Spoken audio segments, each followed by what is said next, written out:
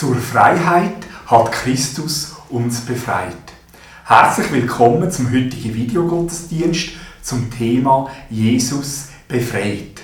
Wir werden zusammen einen Abschnitt aus dem Kolosserbrief anschauen, was heisst, wie Jesus uns befreien.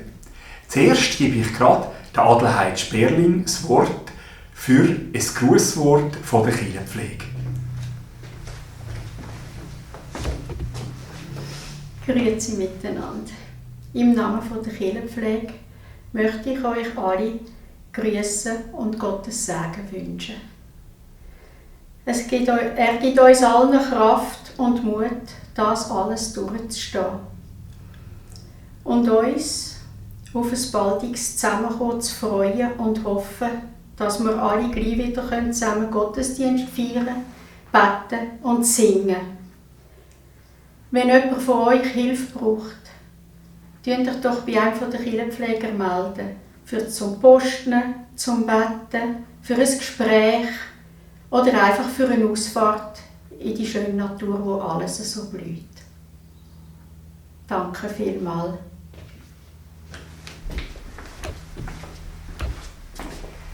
Ich lese ein paar Vers aus dem 2. Kapitel vom Kolosserbrief. Nur in Christus ist Gott wirklich zu finden, denn in ihm lebt er in seiner ganzen Fülle. Deshalb lebt Gott auch in euch, wenn ihr mit Christus verbunden seid. Er ist der Herr über alle Mächte und Gewalten. Durch euren Glauben an Christus habt ihr euer altes, sündiges Leben aufgegeben. Gott hat uns alle Schuld vergeben. Gott hat den Schuldschein, der uns mit seinen Forderungen so schwer belastete, für ungültig erklärt. Ja, er hat ihn zusammen mit Jesus ans Kreuz genagelt und somit auf ewig vernichtet.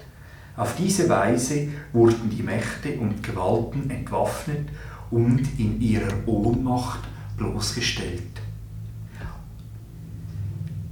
Als Christus über sie am Kreuz triumphierte.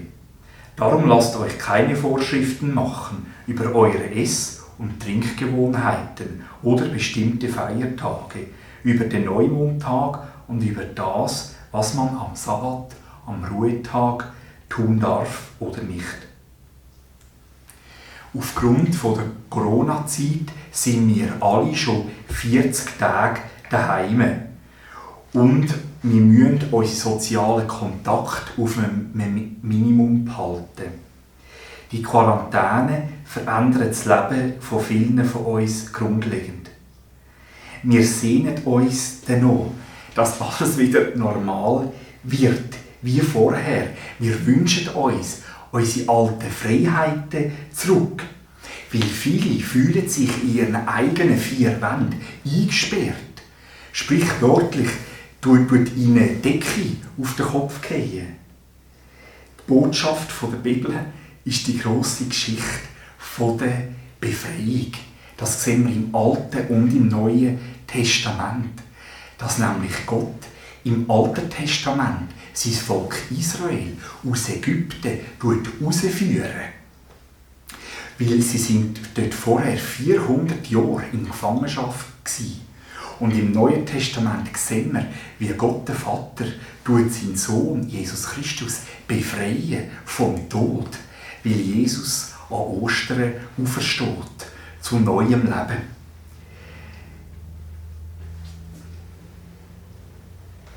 Gott befreit uns dank Jesus. Dies heisst im Kolosserbrief, nur in Christus ist Gott wirklich zu finden, denn in ihm lebt er in seiner ganzen Fülle. In Jesus Christus zeigt uns Gott seine Liebe und seine Befreiung. Das Erste, wovor Jesus uns befreit, das ist unsere Schuld und Sünde. Weil Jesus hat unsere Schuld getragen. Dieser Punkt ist am wichtigsten. Wegen dem wird er auch zuerst und am Anfang genannt. Gott hat uns alle Schuld vergeben. Gott hat den Schuldschein, der uns mit seinen Forderungen so schwer belastete, für ungültig erklärt. Ja, er hat ihn zusammen mit Jesus ans Kreuz genagelt und somit für ewig vernichtet. Heute fasse ich mich ein bisschen kürzer fassen, weil ich in den beiden vergangenen Predigten am Karfreitag und an Ostern näher auf die Sündenvergebung eingegangen bin, wo Jesus uns anbietet. Weil Gott uns dank Jesus alle unsere Schuld vergibt, können wir eine lebendige Beziehung mit Gott anfangen oder täglich vertiefen. Die Vergebung von unseren Sünden befreit uns auch vom Festhalten an unserer Vergangenheit und ermöglicht uns eine Gegenwart und eine Zukunft ohne nachtragend zu sein. Jesus lehrt uns wegen dem Betten im Unser-Vater-Gebet und vergib uns unsere Schuld, wie auch wir vergeben unseren Schuldigen. Weil Jesus uns vergibt, können auch wir unseren Mitmenschen vergeben, denen, die uns Unrecht da haben. Das Zweite, wovor Jesus uns befreit, das sind die bösen Mächte.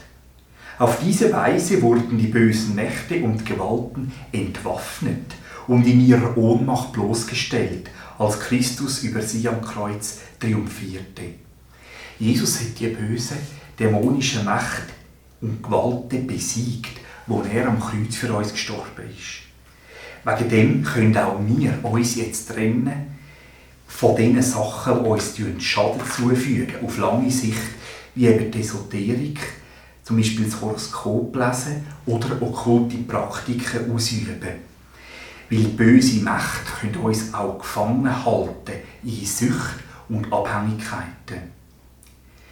Im gewöhnlichen Alltag können wir es vielleicht besser verstecken, aber jetzt, wo wir mehr Zeit daheim sind und wo unser ganzes Leben durcheinander gekommen ist, kommen sie plötzlich zum Vorschein. Eine Sucht oder eine Abhängigkeit zeigt, dass wir einen inneren Hunger haben, wo aber das Suchtmittel nie stillen kann. Jesus ist gekommen, um unseren inneren Lebenshunger zu stillen. Deshalb lebt Gott auch in euch, wenn ihr mit Christus verbunden seid. Wenn wir an Jesus Christus glauben, als persönlicher Herr und Heiland, dann nimmt er in unserem Leben immer mehr Raum ein und vertreibt auch die Süchte und Abhängigkeiten. Die Corona-Krise ist wegen dem auch eine gute Möglichkeit, um mit der Hilfe von Gott loszukommen von diesen Süchten und Abhängigkeiten und stattdessen das Leben in Freiheit zu ergreifen, wo Jesus uns anbietet. Das Dritte, wovon Jesus uns befreien, das sind die menschlichen Traditionen. Darum lasst euch keine Vorschriften machen über eure Ess- und Trinkgewohnheiten oder bestimmte Feiertage, über den Neumondtag und über das, was man am Sabbat, am Ruhetag tun darf oder nicht. Dank Jesus Christus dürfen wir essen und trinken, was wir wollen. Wir haben auch die Freiheit, wie und wenn wir unseren wöchentlichen Ruhetag gestalten wollen. Ein paar schauen den Videogottesdienst zum Beispiel schon am Samstag, andere am Sonntagmorgen zu der Gottesdienstzeit, wieder andere am Sonntagnachmittag, am Sonntagabend oder zu einem anderen Zeitpunkt. Gott hat uns in den 10 Geboten einen Ruhetag pro Woche verordnet, aber dank Jesus sind wir in der Gestaltung frei. An einer anderen Stelle tut der Apostel Paulus alle Aussagen zu der Freiheit kurz zusammenfassen. Zur Freiheit hat uns Christus befreit. Dank Jesus sind wir frei von unserer Schuld, frei von den Fehlern von unserer Vergangenheit, frei vom übernatürlich Bösen und frei von menschlichen Traditionen. Ein Geheimnis vom christlichen Glauben besteht darin, dass wir wahre Freiheit erhalten, wenn wir ganz abhängig sind von Jesus Christus, wenn wir ihm unser ganzes Leben anvertrauen. Jesus befreit uns, weil er uns liebt. Gott warnt uns aber auch an mehreren Stellen der Bibel, dass wir unsere neu gewonnene Freiheit in Christus nicht missbrauchen, um das Böse zu machen. Wegen dem ist es auch entscheidend zu wissen, dass Jesus uns nicht nur vom Bösen befreit, sondern uns auch zum Guten befreit, dass er uns befähigen durch seinen Heiligen Geist, dass wir das Gute machen. Wir können zum Beispiel eine Predigt ausdrucken und einem Nachbarn geben oder einer Nachbarin, wenn wir wissen, die Person hat kein Internet und keinen Drucker daheim, aber sie möchte auch gerne am Gottesdienst teilnehmen. Oder wir können unsere Nachbarinnen und Nachbarn einmal fragen, ob sie Unterstützung brauchen im Haushalt oder im Garten, bei der Gartenarbeit. Unsere Nächstenliebe zeigt sich an konkreten Taten der Liebe. Auch wenn sie klein sind, können sie einen grossen Unterschied bewirken. Vielleicht sagst du jetzt zu all dem, ja, das ist mir alles schon lange bekannt. Dann fordert gerade Gott dich heute raus, die konkreten Taten in Angriff zu nehmen, um die Freiheit in Jesus, die du schon lange kennst, an andere Menschen weiterzugeben und weiterzuschenken. Kürzlich bin ich in Lüttwil und Dürrenäsch unterwegs und habe bei mehreren Menschen gesehen vor ihren Haustüren, wie sie christliche Traktate hatten bei ihren Haustüren, zum Beispiel mit einem solchen Traktatständer. Das ist eine einfache Möglichkeit, um auch die Botschaft von der Liebe von Gott weiterzugeben. Und das hat mich sehr bewegt, dass ich das gesehen habe, dass das andere Leute auch so machen. Eine andere Möglichkeit ist, wir können bei unserem Briefkasten einen Bibelvers tun, so eine Bibelkarte, dass alle, die zu uns kommen, gerade sehen, dass sie auch gesegnet sind von Gott her. Oder auch, man kann mit Kreide auf die Strasse kann man auch einen Spruch schreiben. Zum Beispiel habe ich gelesen, dass jemand die Osterbotschaft mit Kreide auf die Strasse geschrieben hat. Jesus lebt. Auch komme ich regelmässig ermutigende WhatsApp-Nachrichten über, wo Leute mir christliche Bilder oder Bibelverse schicken, um mich zu ermutigen.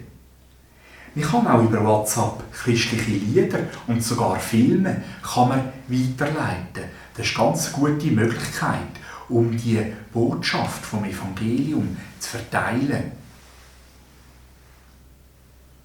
Jesus befreit uns auch von unserer Menschenfurcht, dass es uns plötzlich wichtiger wird, was Gott über uns denkt und nicht, was unsere Mitmenschen über uns denken.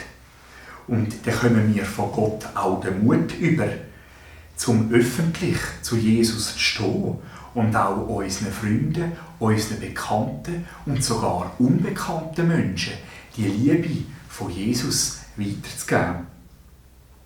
Zur Freiheit hat uns Christus befreit. Dieser Satz fasst das ganze Evangelium, die frohe Botschaft und gute Nachricht treffend zusammen. Er gilt auch uns heute.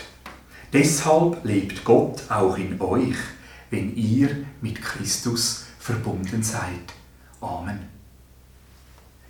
Wir beten und ich lade alle ein, ins Gebet mit einzustimmen. Jesus Christus, wir danken dir, dass du auf die Welt gekommen bist, um uns zu befreien von unserer Sünde, von unseren Süchten, von menschlichen Traditionen und auch vom übernatürlich Bösen. Du siehst unsere Situation, dass wir schon 40 Tage daheim bleiben müssen. Wir bitten dich um Geduld und um Gelassenheit für uns und auch um Liebe für unsere Mitmenschen, mit denen wir es zu tun haben. Wir bitten dich für die Kranken und Einsamen, dass sie deine Gegenwart besonders dürfen spüren. Wir bitten dich für alle Angehörigen, die um geliebte Menschen trauern, dass du sie trösten. Was uns persönlich bewegt, legen wir dir in einem stillen Gebet an.